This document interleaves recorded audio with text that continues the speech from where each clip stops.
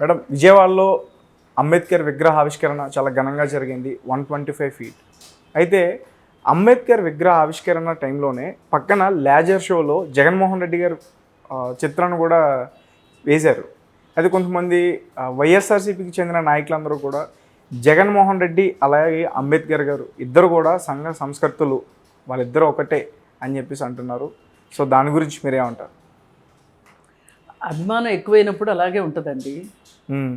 సరే, ఇంకా వాళ్ళ సంతోషాన్ని మనం ఎందుకు కాదనాలి? కాకపోతే వాళ్ళకి తెలియకపోవచ్చు, ఆయనకైతే తెలుసు కదా అంబేద్కర్ ఏం చేశారో. ఆయనకు కూడా తెలియకపోతే ఇంకా ఆయన ఆ దేవుడే రక్షించాలి, అది వేరే విషయం. అసలు అంబేద్కర్ ఏంటి? అంబేద్కరు ఎక్కడ పుట్టాడు, ఎలా పెరిగాడు, ఎన్ని అవమానాలు ఎదుర్కొన్నాడు, ఆ అవమానాల మధ్యలో నుంచి ఎలా ఇవాళ ప్రపంచానికి ఒక దివిటీలాగా నిలబడ్డాడు అనేది కానీ చూసుకుంటే కనుక ఏ ఒక్కరూ కూడా జగన్మోహన్ రెడ్డితోనే కాదు ఇంకెవ్వరితోనూ కంపేర్ చేయరు అంబేద్కర్ని. ఈ రోజు వరకు అంటే అసలు ఒక మనిషిని పోల్చలేము. కనీసం సంఘ సంస్కర్తల్ని ఒకరితో పోల్చొచ్చు. ఎందుకంటే వాళ్ళ వృత్తి ప్రవృత్తి వాళ్ళ జీవితమే సంఘ సంస్కరణ కాబట్టి వాళ్ళని పోల్చొచ్చు. ఇప్పుడు మనం ఏం చెప్తాం, ఈ రాష్ట్రంలో ఒక దురాచారం ఉందనుకో, ఒక సంఘ సంస్కర్త ఆ దురాచారానికి వ్యతిరేకంగా పోరాడి అది రూపుమాపటానికి ప్రయత్నం చేస్తారు ఒక సంఘ సంస్కర్త. ఇలాంటి దగ్గరలో ఉన్న దురాచారం ఇంకొక రాష్ట్రంలో కూడా ఉంటుంది. అక్కడ కూడా ఆయన ఇదే విధంగా పనిచేసి ఆ దురాచారానికి వ్యతిరేకంగా సంఘ సంస్కర్తగా పేరుగాంచి దాన్ని రూపుమాపటానికి ప్రయత్నం చేసి రూపుమాపారనుకోండి, అప్పుడు మనం కంపేర్ చేస్తాం. కంపేర్ చేయడానికి సమకాలీకులైనా అవ్వాలి, లేదు అంటే ఒకే రకమైన ఉద్దేశాలు కలిగిన వాళ్ళైనా ఉండాలి, లేదంటే ఒకే రకమైన త్యాగాలు చేసిన వాళ్ళైనా అయి ఉండాలి. అసలు అంబేద్కర్ తోటి ఏ విధంగా పోలుస్తారు? ఇప్పుడున్న పిల్లలు ఎవరైనా నిజమేగా మనసు అనుకోవచ్చు, కానీ చరిత్రను తెలుసుకుంటే గనక ఈ భారతదేశం మొత్తం మీద అంబేద్కర్ లాంటి మహనీయుడికి ఇంకొకళ్ళని ఎవరితోనూ పోల్చలేము. అంటే గాంధీ గొప్ప కాదా అని మీరు అడగొచ్చు, నెహ్రూ గొప్ప కాదా అని మీరు అనొచ్చు, కావచ్చు. కానీ అంబేద్కర్ చేసిన పోరాటం ఒక నిమ్న కులంలో పుట్టి, అంటే అప్పుడు అలా గుర్తించబడిన కులంలో పుట్టి, అసలు వాళ్ళని రోడ్డు మీద నడవటానికి కూడా వాళ్ళకి హక్కు లేదు అన్నంతటి పరిస్థితులు ఇవి.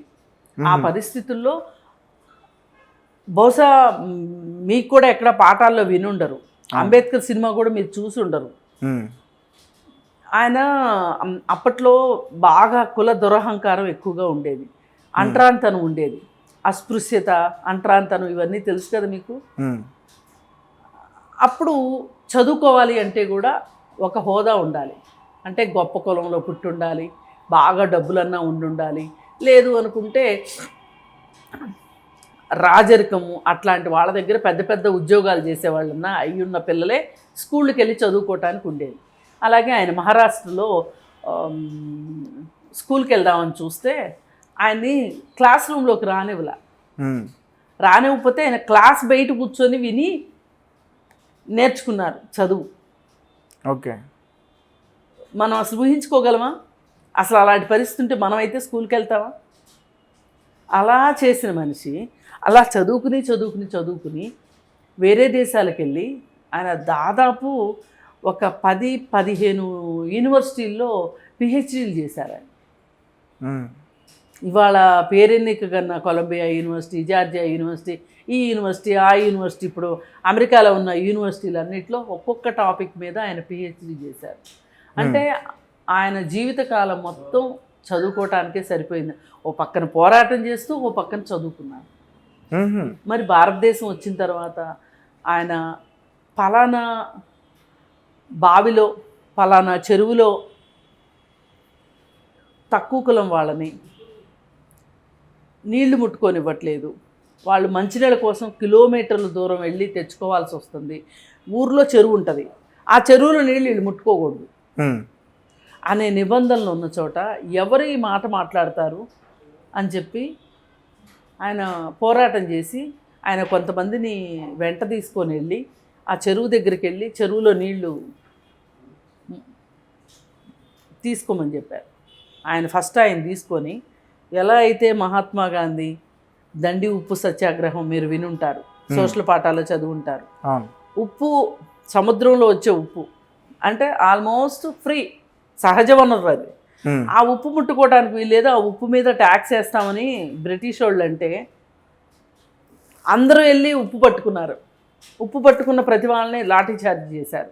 అయినా సరే దండి మార్చ్ అని చెప్పి పెట్టి ఆయన ఉప్పు పట్టించారు. అది ఒక ఘట్టం మన స్వాతంత్ర పోరాట ఘట్టాల్లో, ఉప్పు సత్యాగ్రహం. అలానే అంబేద్కరు మహత్ చెరువు అని చెప్పి, మహద్ చెరువు అని చెప్పి ఆ చెరువు దగ్గరికి వెళ్ళి, అది ఒక పెద్ద పోరాటం కింద లెక్క. అవి ఇక్కడ పేపర్లే కాదు, అంతర్జాతీయ పేపర్లు కూడా, న్యూస్ పేపర్లో వచ్చింది ఆ రోజుల్లో. అంతటి గొప్పవాడు. నీకులాగా గోల్డెన్ స్పూన్లో పుట్టి ఒక మైనింగ్ వ్యాపారస్తుడికి పుట్టి, అలాగే హైదరాబాద్ పబ్లిక్ స్కూల్లో చదువుకుని, ఆ తర్వాత నీ తండ్రి ఒక వ్యాపారవేత్తగా, అలాగే ఒక రాజకీయవేత్తగా, ఆ తర్వాత ఒక ఎమ్మెల్యేగా, ప్రతిపక్ష నాయకుడిగా, ఇలా అంచెలంచెలు మీ నాన్న ఎదుగుతూ ఉంటే, మీ నాన్నతో సమానంగా కూడా నువ్వు ఎదిగి, మీ నాన్న ముఖ్యమంత్రి అయిన తర్వాత ఆయన పదవిని అడ్డం పెట్టుకొని క్విడ్ ప్రోకో ద్వారా డబ్బులు సంపాదించి, ఆ డబ్బులు సంపాదించాడు అన్న కారణంతో ఆయన మీద కేసులు వేస్తే సిబిఐ 16 కేసులు ఉండి, ఆస్తులన్నీ అటాచ్మెంట్కి వెళ్ళిపోయి, దానిలో దాదాపు 18 నెలలు జైల్లో ఉండొచ్చిన చరిత్ర జగన్మోహన్ రెడ్డి.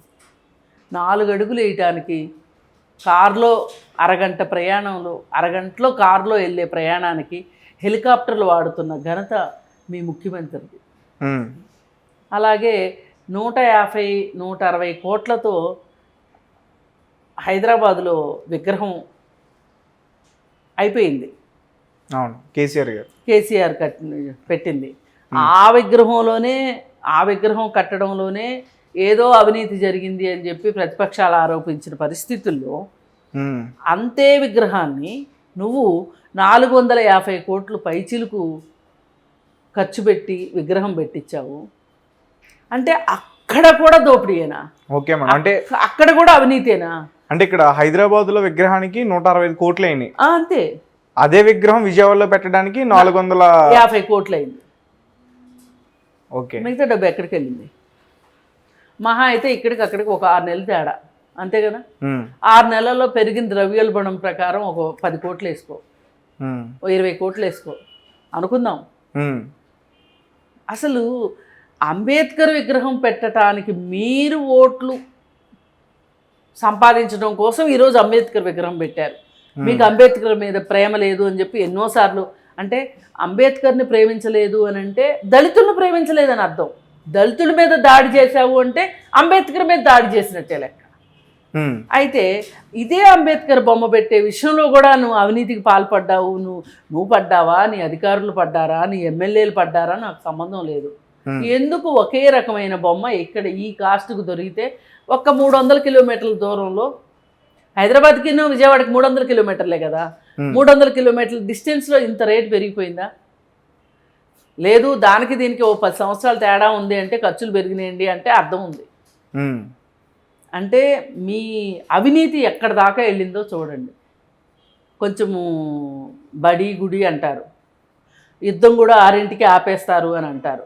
అంటే ఏవో కొన్ని నైతిక సూత్రాలు, నిబంధనలు ఏవో ఉంటాయి, అవునా? శత్రువు చేతిలో ఆయుధం లేకపోతే యుద్ధం చేయకూడదు అనేది ఒక యుద్ధ నీతి. మీరు పెద్ద పెద్ద వ్యవహారాల్లో అవినీతి చేశారా చేయలేదా సరే, అంబేద్కర్ బొమ్మ దగ్గర కూడా అవినీతేనా? ఇది మీ చరిత్ర. అలాంటిది ఇవన్నిటికీ మూలకారకుడు ఎవరు? జగన్మోహన్ రెడ్డి. మరి అలాంటి జగన్మోహన్ రెడ్డికి ఇంత మహానుభావుడు అంబేద్కర్కి ఇద్దరు ఒకటే అని మాట్లాడుతున్నారు అంటే రెండే విషయాలు ఇక్కడ. మీకు ఈ విషయం పట్ల అంబేద్కర్ అంటే ఏంటో మీకు తెలియకపోయినన్నా ఉండాలి, లేదు అంటే మీ జగన్మోహన్ రెడ్డి మీద దురభిమానమైనా అయి ఉండాలి. ఇప్పుడు ఇదే ఇంకో నాళ్ళు పోయిన తర్వాత నిజం అనుకునే ప్రమాదం కూడా ఉంటుంది కదా. ఇప్పుడు మాలాంటి ముసలోళ్ళు అందరూ చచ్చిపోయారు అనుకోండి, నిజమే అనుకుంటారుగా. అవును, ఇంతకంటే దారుణం ఇంకోటి లేదు. అంబేద్కర్ని అవమానించదలుచుకుంటే ఒక్కొక్కసారి మీరు అప్పుడు కోనసీమ జిల్లాకి అంబేద్కర్ పేరు పెడతామని చెప్పి ఆ పెట్టే విషయంలో చాలా ఊగిసలాటారు. అప్పుడు కూడా ఎవరిది తప్పు పట్ల, ఏదోలే చంద్రుడికో నూలిపోగులాగా అంబేద్కర్ లాంటి వాడి పేరు ఓ జిల్లాకుంటే మంచిదేలే అనుకున్నాం, పెట్టకపోతే కూడా పట్టించుకోలేదు. ఇప్పుడు అసలు బొమ్మలు పెట్టడం వల్లనే అంబేద్కర్ గొప్పతనం పెరుగుతుందని కానీ అంబేద్కర్ 10 మందికి తెలుస్తాడని కానీ నేను అనుకోను. ప్రపంచం మొత్తానికి తెలుసు అంబేద్కర్ అంటే ఏంటో. He's a outstanding personality. ఆయన చూస్తే ఎవరైనా స్టాండింగ్ ఓవేషన్ ఇవ్వాల్సిందే, లేచి నించోబెట్టి దండం పెట్టాల్సిన గొప్ప మనిషి, మహనీయుడు ఆయన. ఆయన గురించి మాట్లాడడానికి నేను కూడా సరిపోను, నాకు కూడా పెద్దగా ఏమీ తెలియదు అన్నట్లే లెక్క. అలాంటి మహానుభావుడితోటి ఈ 420 జగన్మోహన్ రెడ్డి తోటి ఎట్లా పోల్చబుద్ధి అయిందండి వాళ్ళకి? ఎంత అభిమానం ఉంటే మటుకు. మరి ఆయన 420, ఎందుకంటే 16 కేసులు ఈ రోజుకి నిందితుడిగా ఉన్నాడు, బెయిల్ మీద బయట ఉన్నాడు. ఒక్క కేసన్నా నిరూపించుకోమనండి, కాదని క్వాష్కి వేయొచ్చు కదా. లేదు అనుకుంటే 10 సంవత్సరాల పైన అయిపోయింది, విచారణ లేదు, ఏమీ లేదు. అసలు నువ్వు ఎందుకు వెళ్ళవు? సిబిఐ కోర్టుకి వెళ్ళాలిగా. శుక్రవారం వాయిదా ఉంటుంది కదా.